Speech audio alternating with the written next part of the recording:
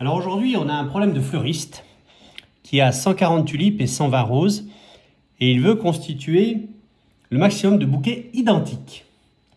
Première question, quel est le nombre de bouquets qu'il pourra constituer? Alors, je propose qu'on appelle B l'inconnu, c'est-à-dire le nombre de bouquets.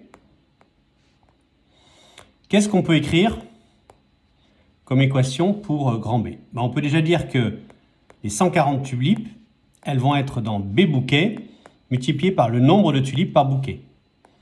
Et puis pour les roses, pareil, 120 roses, elles vont être réparties dans B bouquets, et dans chaque bouquet, il y aura le même nombre de roses qu'on va appeler NR.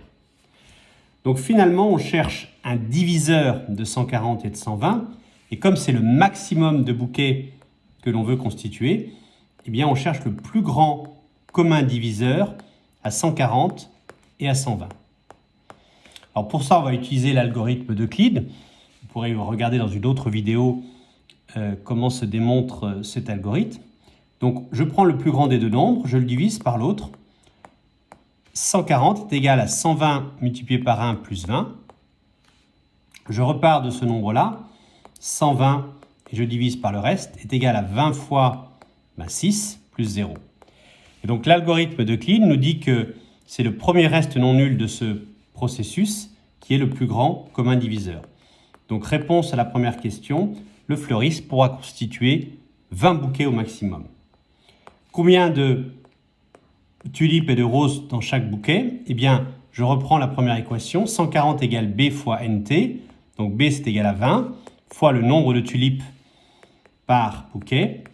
Donc là, on voit qu'on aura 140 divisé par 20, 7 tulipes par bouquet. Combien de roses?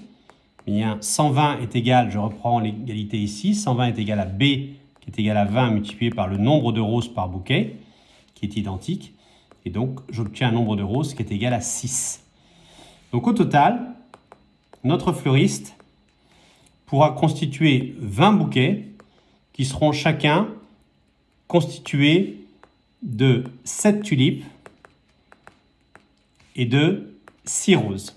Donc au total, 13 fleurs par bouquet, multiplié par 20 bouquets, ça fait 260 fleurs.